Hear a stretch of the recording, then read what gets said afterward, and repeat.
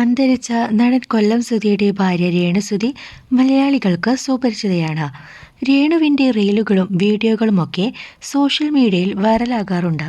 ദിവസങ്ങൾക്ക് മുമ്പ് രേണു യൂട്യൂബ് ചാനലും ആരംഭിച്ചിരുന്നു. ഇതിലൂടെ തൻ്റെ വിശേഷങ്ങളൊക്കെ അവർ പങ്കുവയ്ക്കാറുണ്ട്.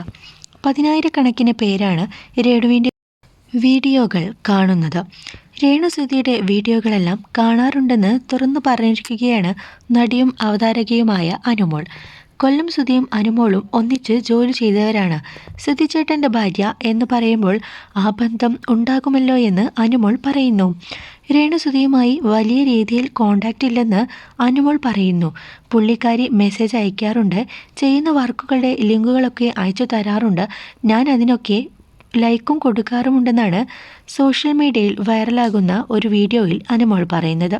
സുധിച്ചേട്ടനെ ഓർത്ത് ഇപ്പോഴും സങ്കടം തോന്നാറുണ്ടെന്നും അവർ വ്യക്തമാക്കി. സുധിച്ചേട്ടൻ പോയെന്ന് കരുതി പുള്ളിക്കാരിക്ക് വീട്ടിലിരിക്കാനാകുമോ എന്നും അനുമോൾ ചോദിക്കുന്നു. താൻ പറയുന്നത് തൻ്റെ അഭിപ്രായമാണ്, പുള്ളിക്കാരിക്ക് ഇഷ്ടമുള്ള കാര്യം ചെയ്യട്ടെ എന്നും അനുമോൾ വ്യക്തമാക്കി. രേണുസുധിക്ക് നേരെ സൈബർ ആക്രമണമൊക്കെ ഉണ്ടാകാറുണ്ട്.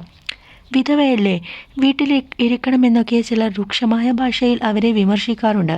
എന്നാൽ രേണുസുധിയുടെ ജീവിതം അവരുടെ ഇഷ്ടമാണെന്നും അതിൽ ഇടപെടാൻ ആർക്കും അവകാശമില്ലെന്നുമൊക്കെ പറഞ്ഞുകൊണ്ട് പിന്തുണയ്ക്കുന്നവരും ഏറെയാണ്.